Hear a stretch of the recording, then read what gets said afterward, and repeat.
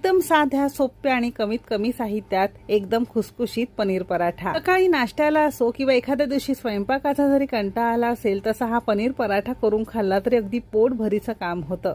तर रेसिपी नेहमीप्रमाणे भरपूर टिप्ससह तुमच्यासोबत मी शेअर केलेली आहे, म्हणून ती अगदी शेवटपर्यंत नक्की बघा। जर रेसिपी आवडली तर एक लाईक नक्की करा।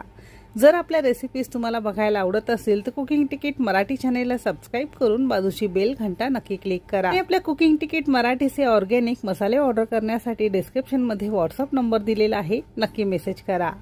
चला तर मग वेळ न घालवता रेसिपीला सुरुवात करूया।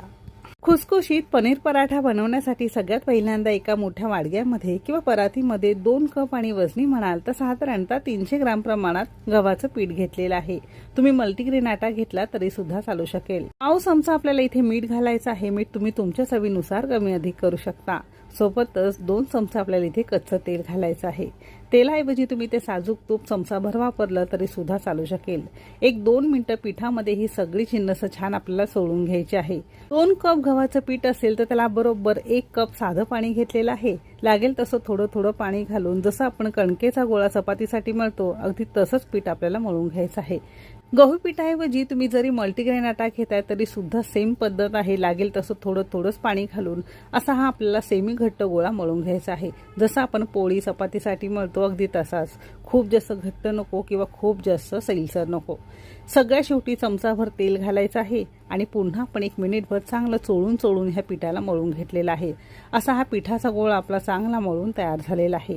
झाकण लावायचं आहे आणि साधारणतः 5-10 मिनिटांसाठी बाजूला ठेवून देणार आहोत।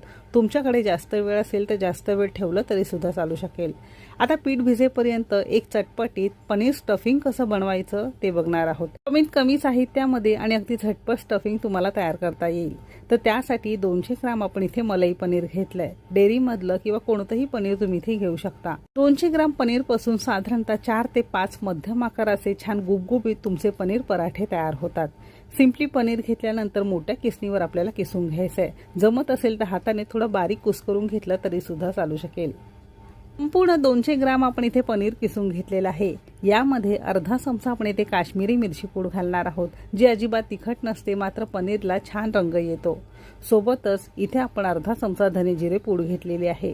सोबतच एक मध्यम आकाराचा कांदा जमेल तितका बारीक चिरून घेतलेला आहे। पनीर पराठ्यामध्ये कांदा जरूर घालायचा आहे, कारण चव आणि क्रंचीनेस पराठ्याला छान येतो।